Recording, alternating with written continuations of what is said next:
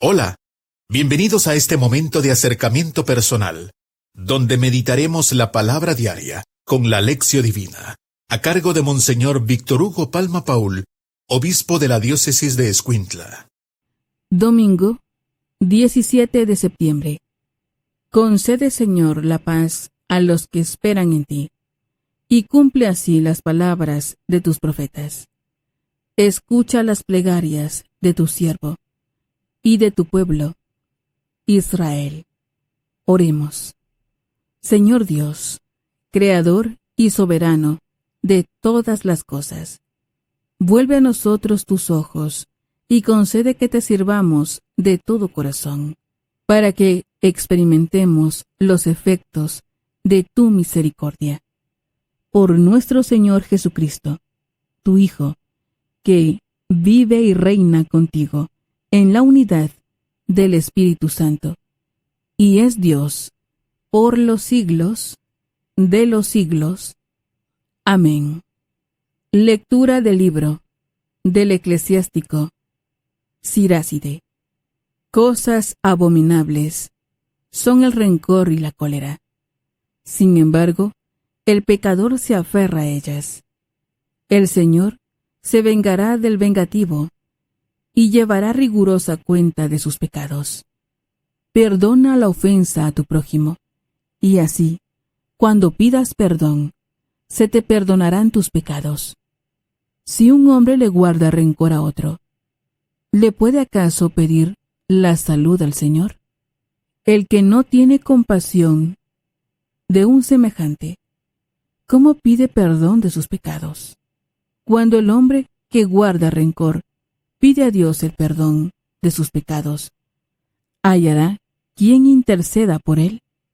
Piensa en tu fin y deja de odiar. Piensa en la corrupción del sepulcro y guarda los mandamientos. Ten presentes los mandamientos y no guardes rencor a tu prójimo. Recuerda la alianza del Altísimo y pasa por alto las ofensas. Palabra de Dios. Te alabamos, Señor. Salmo responsorial.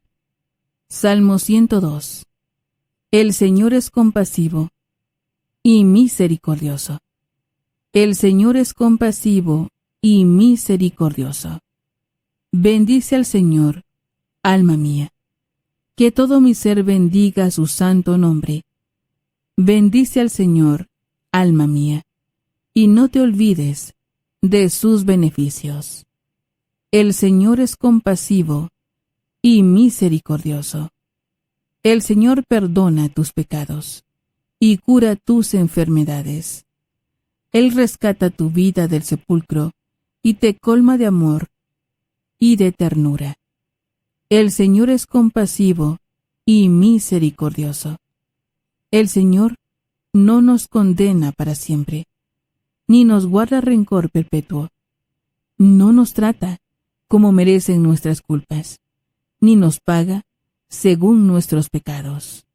El Señor es compasivo y misericordioso, como desde la tierra hasta el cielo. Así es de grande su misericordia. Como un padre es compasivo con sus hijos, así es compasivo el Señor con quien lo ama. El Señor es compasivo y misericordioso. Lectura de la carta del apóstol San Pablo a los romanos. Hermanos, ninguno de nosotros vive para sí mismo, ni muere para sí mismo. Si vivimos, para el Señor vivimos, y si morimos, para el Señor morimos. Por lo tanto, ya sea que estemos vivos o que hayamos muerto, somos del Señor, porque Cristo murió y resucitó para ser Señor de vivos y muertos. Palabra de Dios. Te alabamos, Señor. Aleluya, aleluya.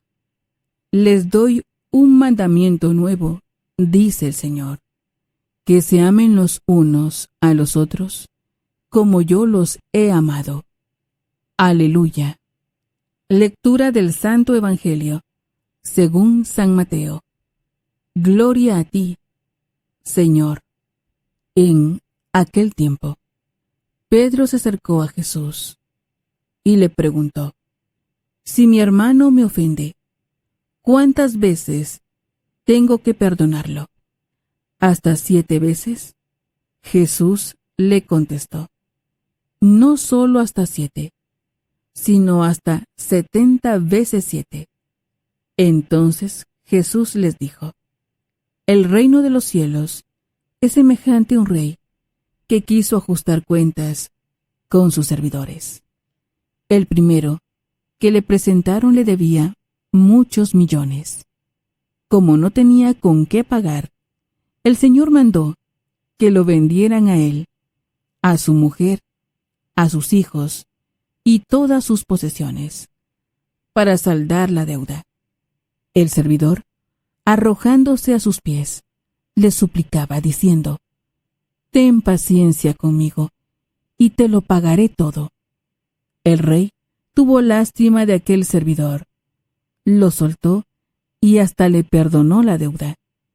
Pero apenas había salido, aquel servidor se encontró con uno de sus compañeros que le debía poco dinero. Entonces lo agarró por el cuello y casi lo estrangulaba, mientras le decía: Págame lo que me debes. El compañero se le arrodilló y le rogaba: Ten paciencia conmigo y te lo pagaré todo. Pero el otro no quiso escucharlo, sino que fue y lo metió en la cárcel hasta que le pagara la deuda. Al ver lo ocurrido, sus compañeros se llenaron de indignación y fueron a contar al rey lo sucedido.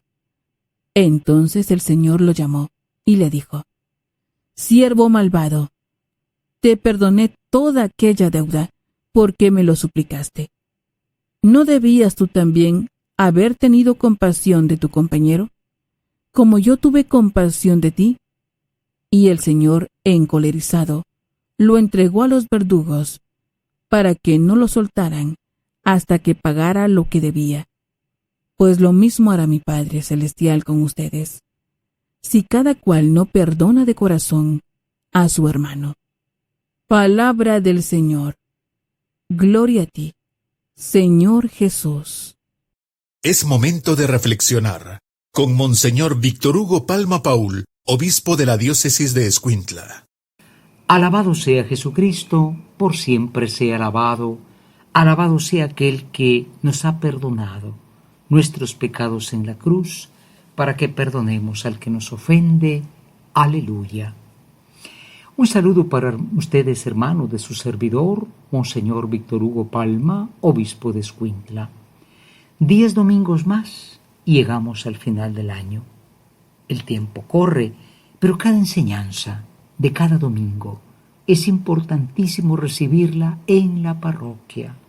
No nos quedemos escuchando este mensaje por radio o algún programa de televisión. La misa por televisión es para los que realmente no pueden ir a la iglesia por enfermedad, por ancianidad. Hay que reunirnos con los hermanos, aunque no los conozcamos de momento mucho. Los católicos siendo 1.380 millones, es difícil que nos conozcamos, pero bueno, acudir a escuchar la palabra, encontrar al hermano y recibir la Santa Comunión, que no puede ser virtual, sino realmente. Por esto decimos: ven Espíritu Santo, ilumina mi mente, abre mi corazón, para encontrar en tu palabra a Cristo camino, verdad y vida. Ayúdame a seguir hoy el llamado de Cristo según el ejemplo de María, a una vida nueva, según la palabra de Dios, para ser en el mundo un enviado del Señor, un testigo de la fe, un hermano y un amigo, un discípulo misionero del Padre, del Hijo y del Espíritu Santo. Amén.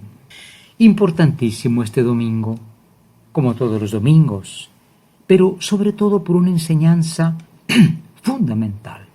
Los espejos reflejan lo que somos.